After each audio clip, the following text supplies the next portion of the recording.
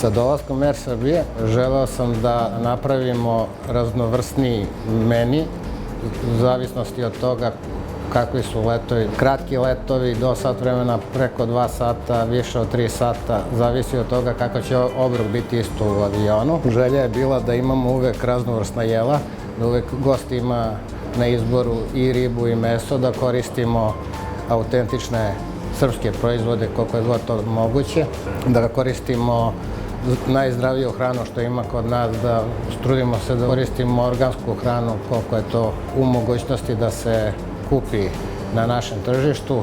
Mnogo vodimo računa o odabiru namirnica, da uvek budu sveže i na vrhunskom nivou. Tako da vršimo jednu rigoroznu selekciju nabavljača. Sve što ulazi u Air Srbija Catering mora da bude perfektno. Isto tako vodi se računa o izboru namirnica po sezonama. Znači šta je u sezoni to dajemo, nikad ne koristimo neke namirnice tipa mango, papaja koje nisu kod nas.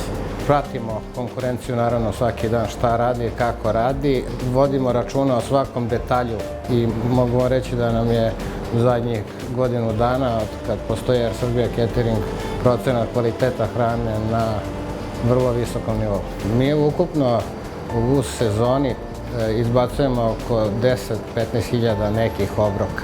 To zavisi od broja letova, to zavisi da li su to neki suvi obroci, kolačići, orasnice ili se radi o ovim toplim obrocima kao tipa u restoranu predjelo, jelo, dezert. Znači sve ukupno jedno 10-15 hiljada zavisi od dana, zavisi od sezone, sa naravnom tendencijom da to poraste u narednom periodu.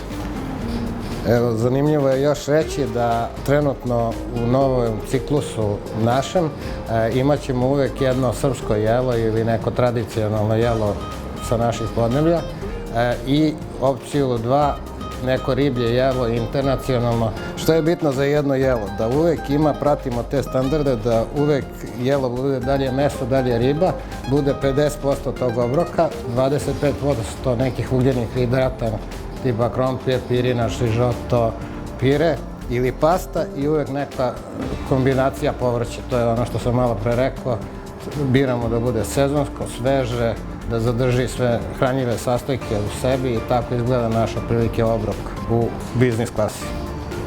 Evo, ovo su na primjer tradicionalne srpske orasnice koje serviramo danas na biznis letovima i nadamo se da će uskoro na svim letovima Air Srbija biti poslužena gostima. Konkretno orasnica u našem cateringu dnevno se pravi oko 3.500.